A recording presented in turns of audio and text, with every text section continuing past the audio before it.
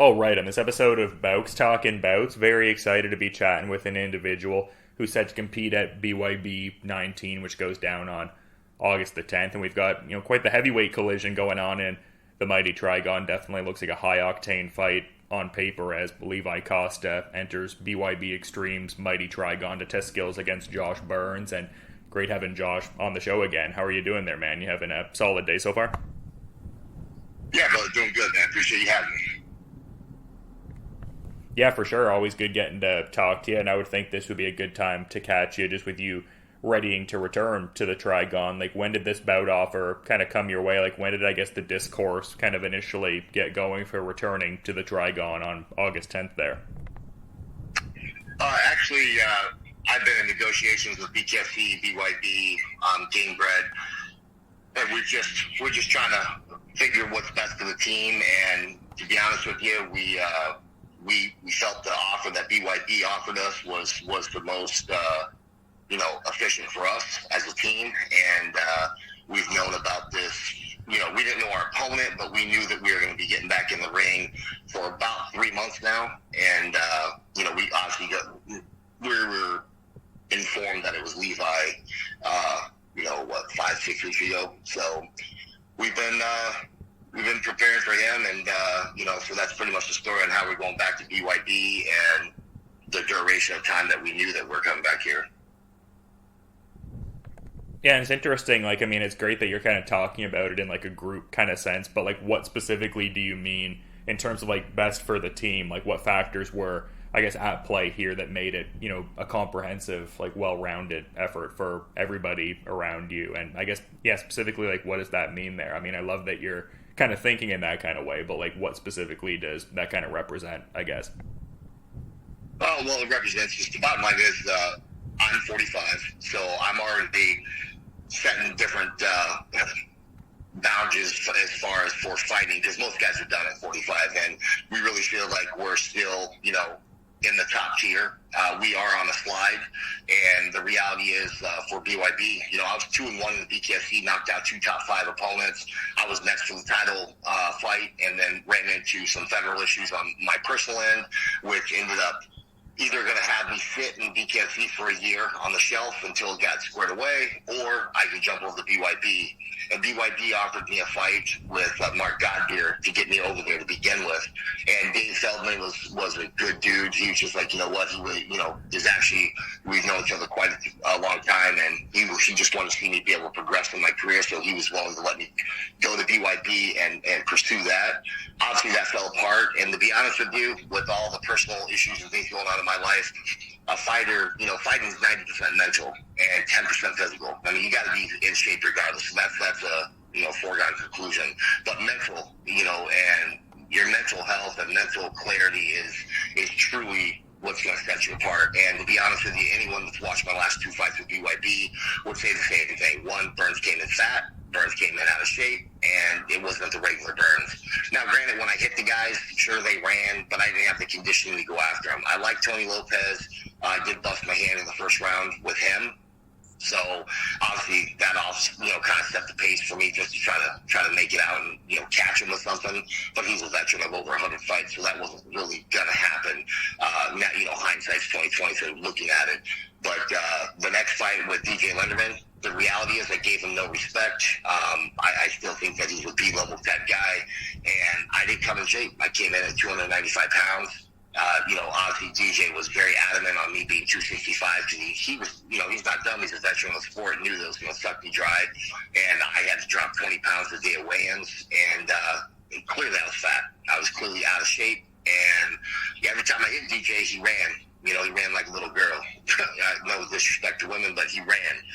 And he turned his back and run from me in that Trigon, which is a very small area. But when you're exhausted and that fat and that shape like I was, I didn't have the energy to chase him. So I had to walk him back down. And, that pretty much set the tone for whether, there's the question of, is Burns done or do we continue?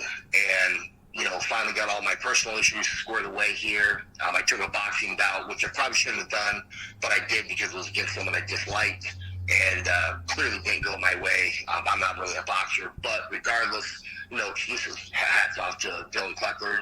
He clipped me, got me, and at that point, we knew that's kind of in a fighter's life. You know, you come to a realization like, all right, man, is this what you want, or are you done? I mean, I've done a lot in my career, and experienced a lot. Am I happy where I'm at? And the reality was I wasn't, and I was disappointed with the way they stopped the fight with Dylan Kleckler. Anyone that's ever watched me fight knows I wasn't out, I wasn't hurt. I went to take a knee because, hey, I had to clear my head. The guy hit hard, and the first time clipped me. Second time I went to take a knee, and they stopped the fight. So that eats at me internally, and basically from that point forward, I just decided mentally, I was just like, you know what, I'm done doing what I've been doing, and I'm either I got shit or get off the pot. So in other words, I need to get serious, and I never took one day off since the Dylan fight. I stayed on it. Most people know that I walk around about 300 pounds, and right now I'm walking around about 280, waking up at 280. By the end of the day, I'm about 275. So we're only 10 pounds off the fight limit, and we got about a month before the fight. So I would just say refocused, and we went back to the old school ways, the ways of when I was 81 and bare knuckle, and I was over in the UK knocking people out. So we went back to that training style, focused on it, and just never took the foot off the gas. And I really feel it's going to show, in the fight, because I think that Levi is a tough guy. He's a natural heavyweight. He's definitely. He wants to fight in the pocket, and if you pressure him, he's going to fight, and he likes the pressure as well. So it's definitely a good fight for us, and I think this is going to open a lot of people's eyes and go, okay, all right, maybe Burns isn't done. You know what I'm saying?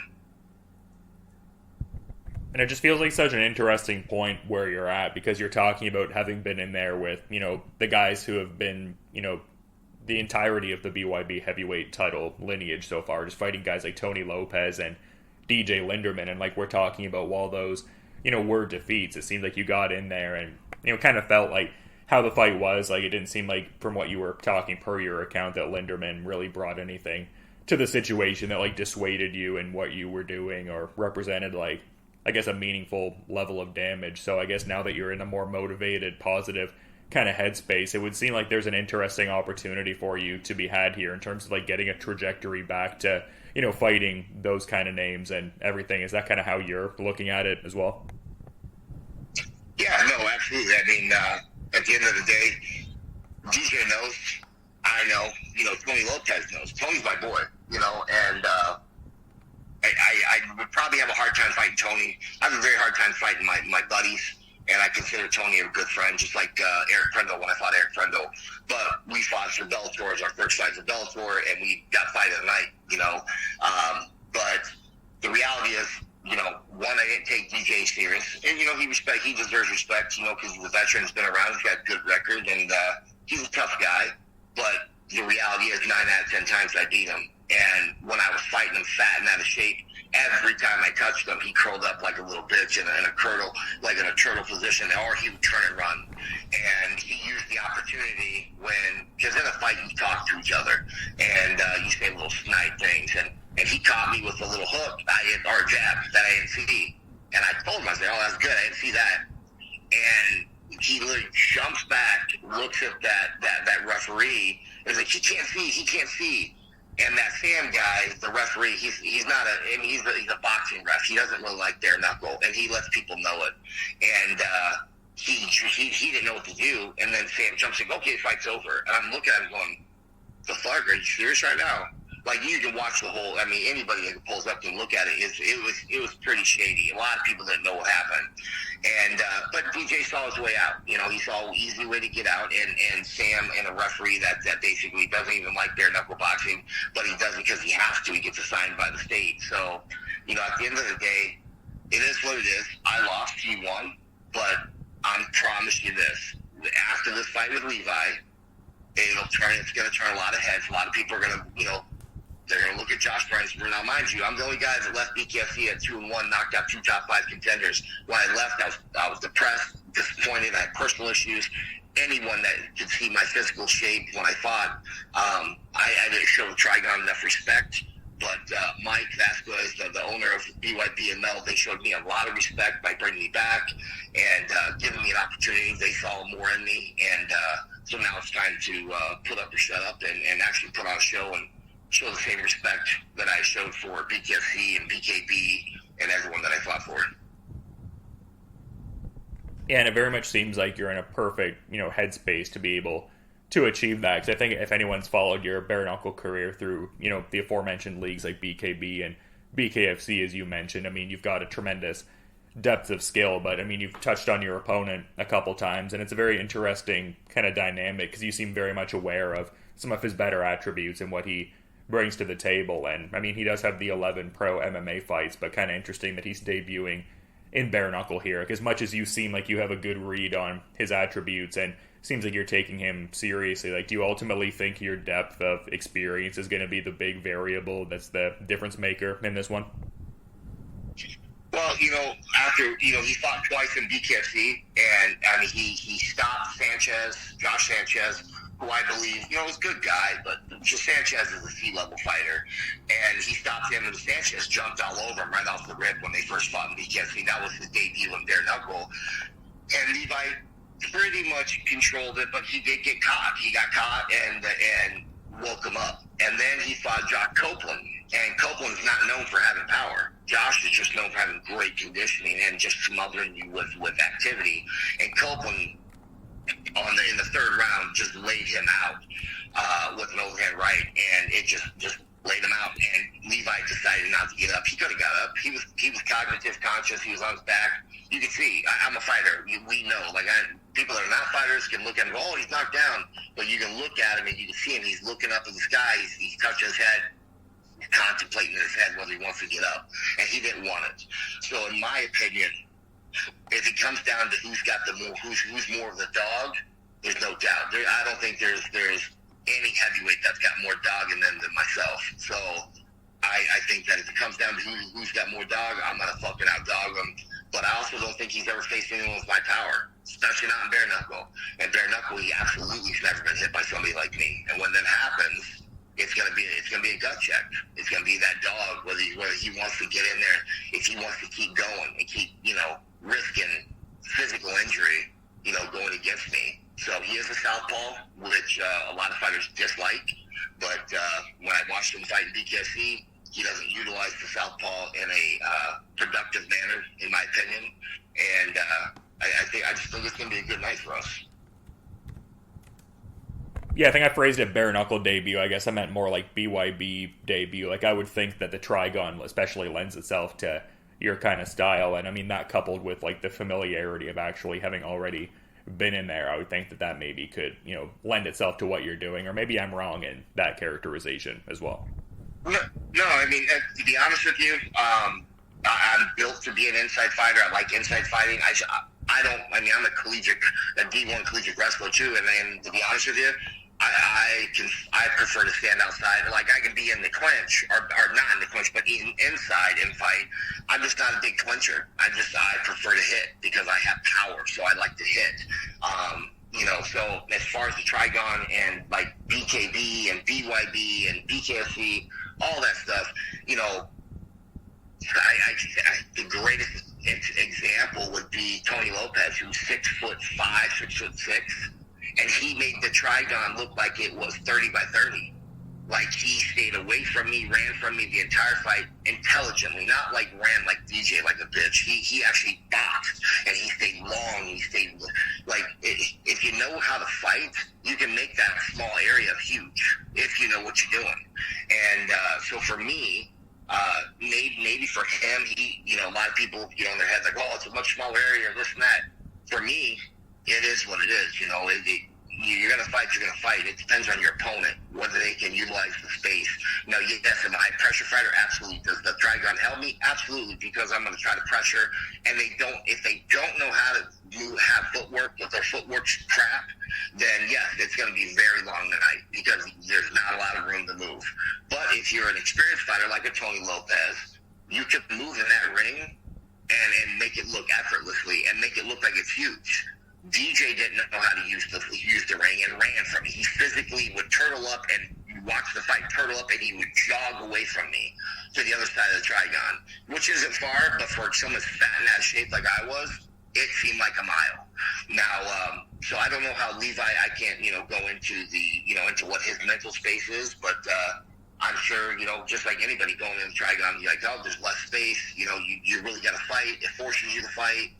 But the reality is, yes, it forces you to fight if you don't know how to fight. If you don't know how to move your feet, move around, absolutely.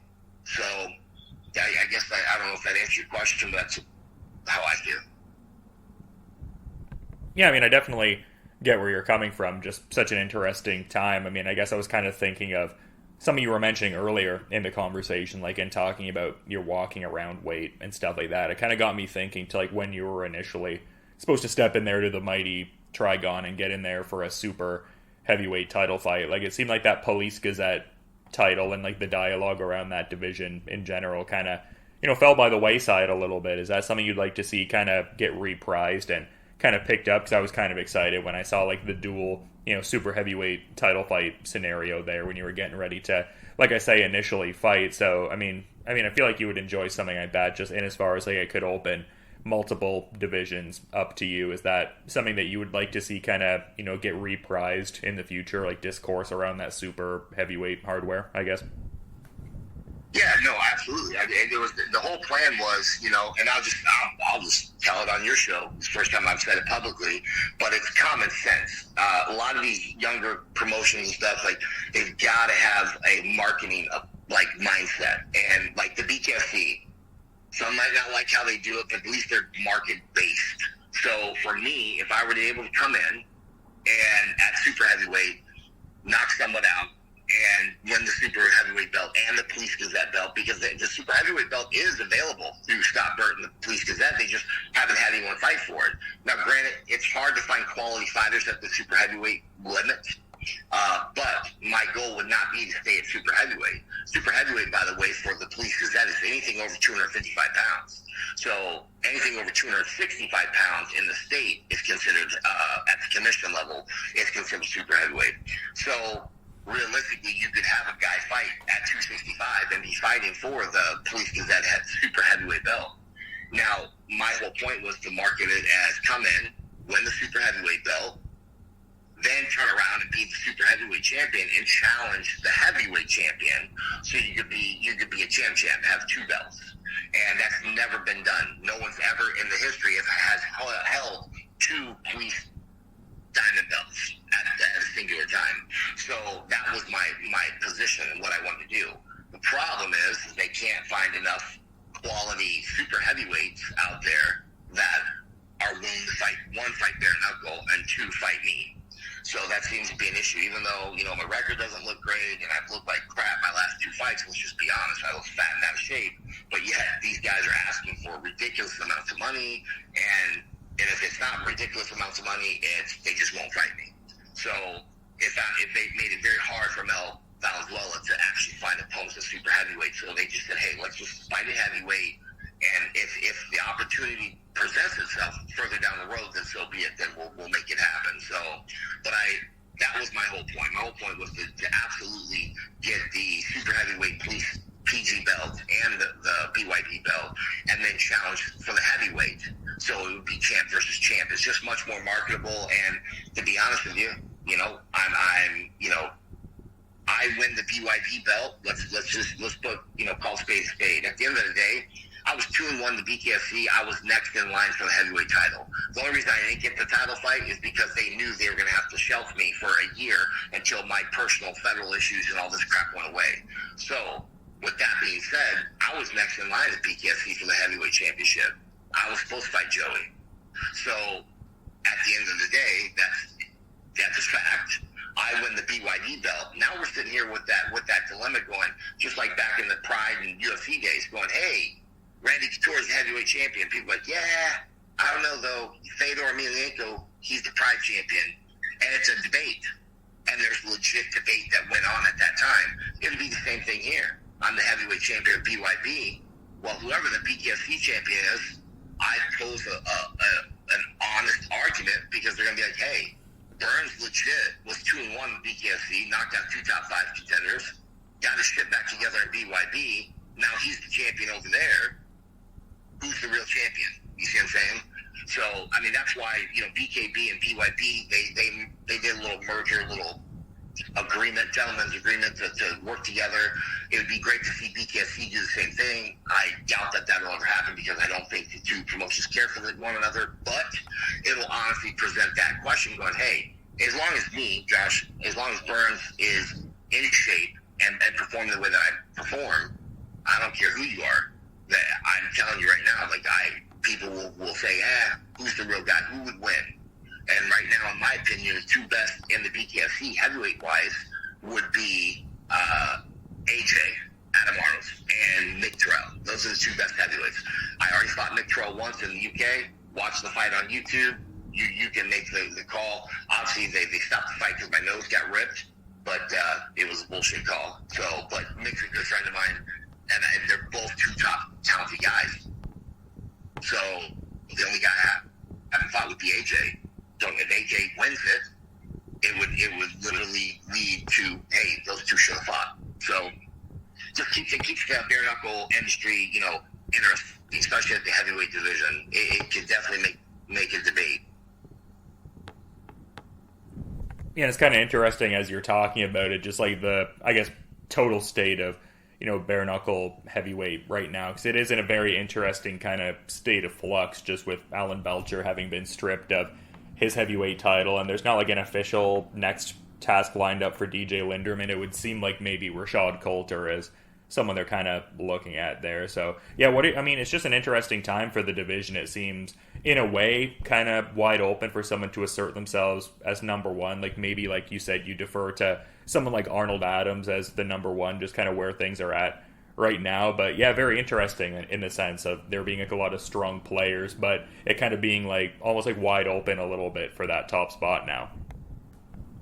No, absolutely. I mean, right now, if there was an opportunity and a time for people to solidify and cement their position in the heavyweight division, it'll be in this next year. It'll be in the next year because, like you said, Alan Belcher, there's a lot of things that behind the scenes of why Belcher's out. And a lot of people don't know this, that BKFC is finally doing what BYB does, and they're doing mandatory testing. So you can no longer be a competitor and not have the fear of being tested for PEDs. I don't care who you are, what you think. It's like the Barry Bonds situation. Barry Bonds in his prime was 195 pounds, 205 pounds, but yet, and when he's 40, he's 235 pounds, just shredded muscle. Well, look at Alan Belcher. Belcher in his prime for the UFC was a 185 pounder, at best 200 pounds walking around. All of a sudden now he's 235 at 7-8% body fat, shredded, and they make the notification, and this will come out, but I don't really give a shit if I'm giving out too early or not. Don't care. It's going to come out. People are going to realize that, oh, hey, guess what? BKFC's down testing, doing random testing. Kind of funny, kind of fortuitous that all of a sudden Belcher's like, oh, okay, I'm going to go. I'm going to leave now. Vacate my belt. I'm going to go do some boxing. Granted, boxing is better money, but the reality is things are the playing field is going to be leveled because all these guys in the beginning sports, there's a lot of as they say, if you're not cheating, you're not trying. But at some point, they're going to regulate it, and it's now being regulated. So that's what I love about BYB is BYB. They do testing. They did testing, from the second that I was there. The random testing is there. So you can't be doing that shit. So, Belcher, big, great fighter, everything. But, I think it's common sense. Look at the guy, 235 pounds. He's a small heavyweight. And I think AJ beat him. But clearly there was an agenda. I believe 100% there was an agenda for him to win. And even Belcher didn't want to keep going. AJ beat him. And then when AJ got knocked down because he's being stupid, or being a little bit lax, complacent, that count was a fucking 6-7 second count. The fight was over. Like, hang on a second, that's the world champion. You sped count the world champions count, but the challenger you let get knocked down multiple times that you counted 10, 11, 12. Like, get the hell out of here. So, it is what it is. It's business. I get it. But I truly believe that AJ is the top dog over there. I think Mick Terrell is next in line, and that's why I love BYB, because BYB, we've got just as much talent over here. We got, like you said, Rashad. I think it's how you say his name, Rashad. He looks really tough son of a gun. Eric Olson, I think that guy's on like a 3-fight win streak at heavyweight. He's destroying these monsters over in the UK for BYB. If you know, I'm not full of shit and I show up and I turn some heads, then people be like, all right, Burns is back. So, you know, we've got a deep division at BYB as well, and some quality guys. You know, obviously DJ holds the belt. DJ overall is a tough guy. He did lose to AJ, but he didn't lose to AJ because he got beat up. He just got cut, and the fight was over. So a lot to be said for that as well. So yeah, the heavyweight division, the whole full landscape across all promotions, it is up in the air right now for someone to take a hold and take that dominant stance, saying, "Hey, I am the best," and then, you know, the rest can follow. So I'm excited. I'm excited for this year, and I'm excited for what can come for the, you know, for the remainder of this year. And I look to basically have a title fight by February of next year. Yeah, I mean, who knows? Like, we've been referencing the BYB and BKB crossovers, and you fought for their belt on, you know, a couple of occasions. They're both lineal and interim. Like you mentioned the Mick Terrell fight earlier, and it kind of reminded me of that. So who knows? Maybe you even end up running it with a guy like Dan Podmore for another BKB title crack. It seems like the options with this present, I guess, arrangement you have are kind of boundless almost. Yeah, no, I mean, well, and if you just like, I love that you bring up Podmore. Dan's a good guy to me. He was never disrespectful to me, but you know, when I fought for BKB, it was a little bit of the Wild West over there, and they made their own rules. You know, they're 18 counts, all this stuff. I knocked Daniel Podmore out. When we fought the first time, I knocked him out. He got a 21-second count. But again, he's European, so he gets the favor, and he obviously jammed his thumb in my eye, which I literally went to an eye doctor yesterday to get my eye exam done for this fight, and there's still scarring on the back of my eye from that fight. And at the end of the day, the BKB, you know, they have people there that are not even medical professionals throwing in red flags, stopping the fight. Anyone, it's on YouTube. And I've said this on multiple interviews, and people that don't even like me will go and watch it. And I slumped him. I slumped him under the bottom rope. And he didn't get up for a 20, some say 22, I say 20, 21 count. It's an 18-second count. And I knocked him out. So yeah, absolutely. Would I fight Pottermore again? Absolutely. 100%. 100%, because I guarantee you I knocked him out. But he lost the belt. So he lost the belt to some guy over there. So, but, you know, I will never fight for BKB again. They fight for the banner, under the banner of BYB. So BYB is who I fight for. Obviously, BKB has done my past. I don't believe they do things professionally. BYB has brought their level up because they make them actually do blood work, do things like that, where BKB just doesn't. And they operate, they don't have a commission, they don't do any of that. BYB has to bring a commission with them to the UK to make these fighters provide blood work, do their medicals, do all this stuff that I was told when I fought for BKB, which I provided. Like, okay, mate, we got you. And come to find out that had never happened. So that definitely is a personal issue for me, that, you know, we're in a blood sport. You absolutely at least need to do blood work. And that was a personal issue for me with BKB, and I basically never forgive them for that, because they, you know, they put my life in it, and, you know, in their hands, which was ridiculous. So hell, Tony Johnson's the guy I fought for the belt, and obviously was done, and we had a jab fest, and I got cut above my left eye, and it was a deep cut, and they stopped it, so it really wasn't even a fight. But even Tony will never go back to them. So you know, it is what it is. So at the end of the day, we'll fight for BYB, and our goal is to get that heavyweight strap. Obviously, I'd like to get the super heavyweight strap as well, to have 2 PG belts. But you know, we don't know if that's in the cards or not. But right now, we can only control what we control, and that means being in shape, being ready to rock and roll, and bring back the Josh of old, and make sure that I'm in supreme condition, and that I can actually, you know, be all gas, no brakes. And I really don't think there's many heavyweights out there that can handle my power, my speed, and my pressure for more than 6 minutes without dropping. So, and we're going to put that to the test with Levi, because he's a tough guy, and he's definitely shown that he's tough. So we're just we're going to look for that push. We're going to look for that push and see if we can break them. Yeah, just so much going into this fight that I find exciting, and like we're talking about, so many seemingly exciting potential future opportunities as well. But I do want to be mindful of the rest of your schedule, Josh. I mean, I feel like there's always tons of questions I can ask you. I feel like you've got a great mind for the game, but I mean, understand you got other things to do today. So to that point, is there maybe any final parting thought you'd want to add as we're wrapping up here, man? I appreciate all the support. Even the haters, I appreciate them as well, because without people loving and hating you, I would not have the job. So, and I definitely am suggesting that people tune in.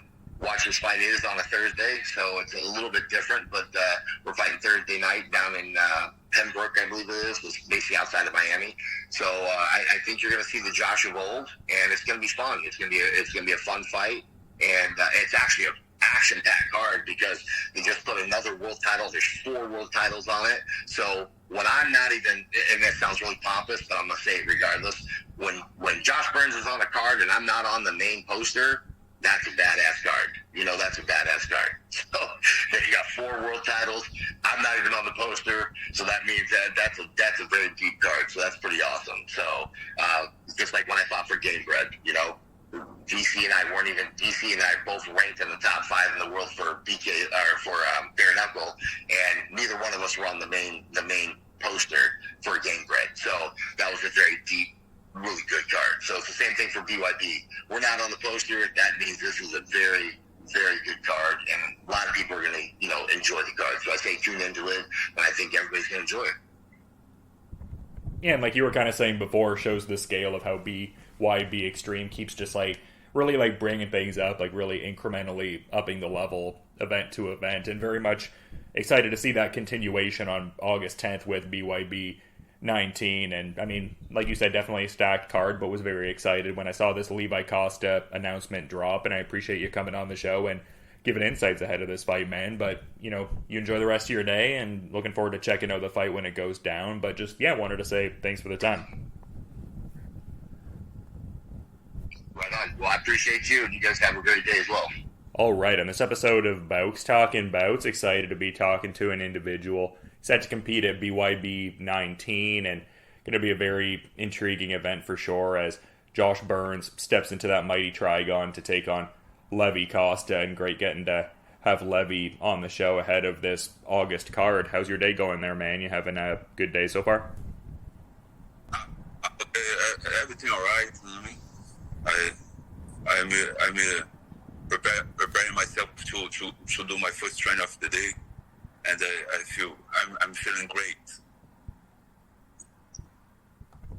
Yeah, for sure. And I'm sorry. Go ahead. I can't wait to fight. You know what I mean? I feel great. I'm feeling great. Well, it's awesome to hear, man. I guess I'm kind of curious because I saw you had an April post where you were talking about how you were ready for war, and you were, getting people to tag like BKFC in the comments to, try to fight again. Like, it seemed like you were kind of in between fights a little bit. You did fight for, BKFC a couple of times before. I guess, like, in saying that, like, when did conversations with BYB start kind of ramping up for you to fight for them? Yeah, I like it. I like the event BKFC, you know what I mean? But with you guys, it was better because I feel like you treat the fights a little bit more with respect, you know what I mean? No matter who, you know what I mean? It's not because I always wait a lot for the guys give me my next fight, you know what I mean? And as soon as I start the conversation with BIB, they gave me the multi-fight deal, you know what I mean? They gave me my next fight, my next opponent, like quickly, you know what I mean? Then it's easy to I prepare, keep it training to my. I have a schedule, you know what I mean? It's better like that. Yeah, that must make such a difference because, I mean, I imagine it would be stressful not knowing when, the next assignment is. But, I mean, then you start talking to this group where, being able to stay active is very much a thing. So I could understand why that would be a big part of, the negotiations and kind of wanting to become part of the company and everything. Like, it seems like BYB does a good job of that, just keeping people actively fighting and everything. Yeah, for sure. I already feeling the difference between the both organizations. You know what I mean? Yeah, just even how some of the backstage interactions are, like how you interact with maybe some of the people internal to the different companies. Like, you're already noticing a certain difference. Like, what things are you noticing different beyond what we're kind of just talking about? Can you repeat again the question, please? Oh, I was just curious what some of the other differences you've been noticing are. Like, you talked about how BYB is, allowing you to have more of like a defined kind of schedule, but are there other differences you've been noticing between the companies, I guess? Yeah, like I said, you know what I mean? I feel you guys, the BIB treat the fighters with more. BKFC is a great event, you know what I mean? But I feel the BIB, the organization treats the fights with more respect, you know what I mean? Because we're born to fight, you know what I mean? Like I said, when we have a schedule to follow, it's easier because we don't need to keep. It's a hard train, you know what I mean? If you don't have a schedule, it's too hard to keep training all year, you know what I mean? You can hurt yourself. Like I said, the BIB gave me the multi-fight deal, you know what I mean? By the way, they gave me the date for my next fight. The opponent like 3 months ago, 2 months ago, you know what I mean? Then it's easy to be ready to fight, you know what I mean? Yeah, and it feels like you're getting in the company at a good time too. Like, it seems like they're really, growing their heavyweight division, and you seem to be a good addition within that. Is that something you've been noticing too? Like, it seems like BYB has really been putting a lot into their heavyweight division as of late. Oh yeah. I can't wait to fight, man. I can't wait. I'm feeling great. You don't know. You don't know how much I train. You know what I mean? Because my last fight I lost. You know what I mean? On BKFC. But I don't know if you saw the fight. I was with Josh Copeland. I was winning the fight, and on the third round, on the last second, he clipped me one punch. You know what I mean? And he knocked me. But now it's more than ready to fight again. You know what I mean? Yeah, and I guess that's kind of just, I get maybe a lesson to be learned in the sport, because I've talked to different fighters where that does seem to be the case in certain fights, whether it's, a fight they're largely winning and they get hit with like a jab or something like that and it cuts them open, or they get hit with like one big shot like you're saying and then the fight ends. Have you noticed that with bare knuckle? Like, maybe, I guess the margin for error is that much smaller, because like you're talking about there, it's like you felt like you were winning the bulk of the fight, and I felt like some people, did see that with the Copeland effort there. But yeah, I mean, it seems like just one mistake, one tiny opening can be the end of the fight. Was that your big takeaway from the last one? I mean, just trying to, I guess, not overextend yourself and put you kind of in that spot, like trying to be perfect for the entirety of the fight as much as you can, I guess. Oh yeah, always the Josh Copeland did good. You know what I mean? He took the right moment, but it was my mistake too, because on the 10 seconds left, that, you know what I mean? I was relaxed because I was thinking 10 seconds left. You know what I mean? Then Copeland come in. You know what I mean? He switched the stand. He touched my. He gave me 2 jabs on the stomach. Then I lower my guard. Then he clipped me with the overhand. You know what I mean? I learned a lot with that fight. You know what I mean? Because bare knuckle, like you said, you said, you know what I mean? It's and heavyweight, bare knuckle and heavyweight. You know what I mean? Any punch changes everything. You know what I mean?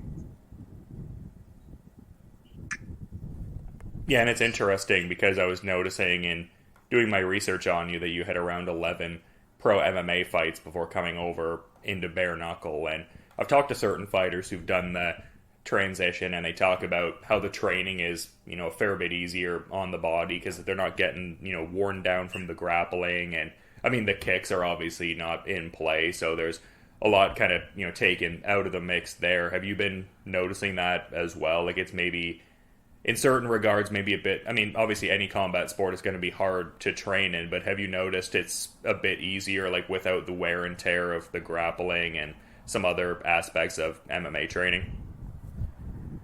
Yeah. The training is a little bit better because you train just for one situation, because it's only hands, but the training is still hard, you know what I mean? Because you need to keep your condition up, but because it's not how can I say, it's a boxing bare knuckle, but it's not boxing, you know what I mean? You need to go there on fury, you know what I mean? Then you need to keep your condition up to survive 5 rounds, you know what I mean? Yeah, it seems like you've added certain things to, the bare knuckle training. Like, I saw a video of you punching a steel beam that was covered in rope a bit. Like, you were not like punching full force, obviously, but kind of like conditioning the hands a bit, it seemed like. Like, what are some things you do in a bare knuckle camp that maybe you weren't doing before, like preparing for MMA fights and stuff like that? Okay. This kind of training I'm doing right now, I really changed all the weight I was training, you know what I mean? This guy from WAC Method helped me a lot. It's I think they are one step forward on to prepare the fights to bare knuckle, you know what I mean? That kind of training helped me a lot on the bones of my hands, you know what I mean? I be more accurate. I don't know if I'm saying correct, but you know what I mean? I feeling great. I'm feeling great. Yeah, and it seems like you've been keeping active in some of the other martial arts. Like, it seems like you've been posting still those jiu-jitsu videos, and I saw a wrestling video with Phil Davis around April on your Instagram there. Like, do you find that has some crossover into bare knuckle because they do the active, clinch positions, and you can kind of work within there? Like, does kind of staying active in some of the, grappling from before, pay off with the bare knuckle a little bit, or is it more of just you're, passionate about those martial arts and want to keep, practicing in them and everything? First of all, I like to train everything, you know what I mean? But everything helps, you know what I mean? For example, the wrestling, I train with Phil almost every day, you know what I mean? Wrestling helps me with my foot movement, my feet footwork, you know what I mean? Jiu-jitsu help me on my guard, my shoulders, keep my forearms stronger, you know what I mean?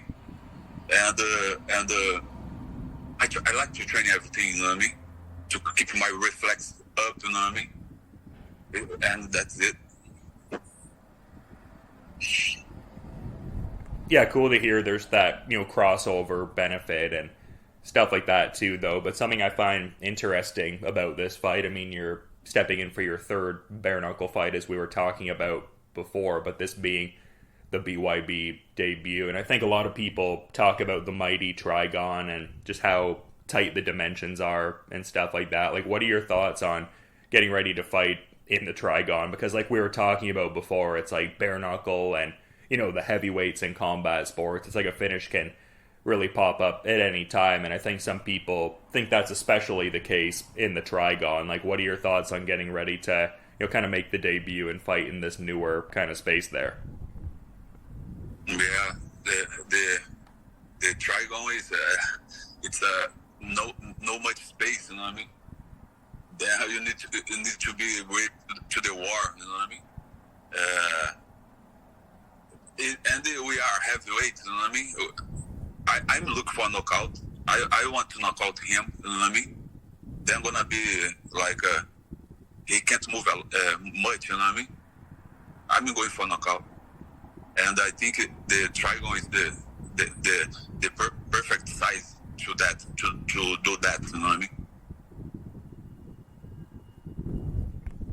Yeah, I mean, it's certainly an opponent that's trying to oblige, and you would do the same. I mean, definitely someone who had established themselves as one of the more kind of standout KO artists in BKFC, and just a great run in general. Like, has fought for, championships in BKB, like their lineal and interim titles, and Josh Burns now kind of looking to get his feet under him in BYB after having fought the, past champion and also the present champion too. So I guess in saying all of that, like, what are your thoughts on your opponent as far as like some of his better skills that you may have seen, and like what your thoughts are on his resume in the sport as well? Josh Burns is a great fighter, you know what I mean? Dangerous one, you know what I mean?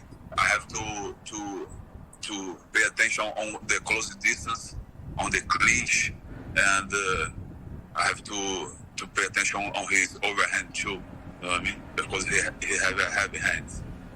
I have something to counter that, you know what I mean? And it's interesting because, like I was saying, I mean, he's been in there with like the first champion and also the current heavyweight champion in his next fight. And I mean, as much as they're adding people in the division, like right now it sort of seems a little bit wide open. Like maybe they'll do that Rashad Coulter versus DJ Linderman fight for the title next. But I feel like even the winner of this fight could really, position themselves well in terms of, getting title talks and getting, discussed in that kind of situation. Like, obviously, not overlooking this fight or this opponent, but do you kind of see that as well? Like, maybe if you get the kind of standout win you're looking for, maybe the title talks could pop up sooner than later? Yeah, that's my goal, you know what I mean? But I like to take each fight. But that's my goal. I want the belt. But let's focus on Josh Burns first. You know what I mean? Yeah, it's going to be a great fight. I mean, definitely, I've enjoyed seeing both of you guys compete previously, and was excited when I saw the fight announcement. And I appreciate you making time to give insights ahead of what's obviously a very intriguing heavyweight fight as we're talking about. But I want to be mindful of your time, Levi. I imagine you're a busy guy, so just in kind of saying that, is there any final parting thought you might want to add as we're kind of wrapping things up here, man? Yeah, I just want to say thank you for everybody, you know what I mean? Thank you for BYB having me, you know what I mean? And I'm ready to do a great work. Okay? And thank you for the interview, bro. Oh, I mean, thank you. I appreciate you making the time ahead of BYB 19. Definitely excited for this Josh Burns fight, and I'm very much fired up for August 10th. Definitely, counting down those days until this card goes down, and excited to be there to check everything out. But until then, you have a good rest of your day, man. And yeah, just to reiterate, thanks for the time and coming on the show, man. All the best. Okay, thank you very much, man. I hope to see you soon.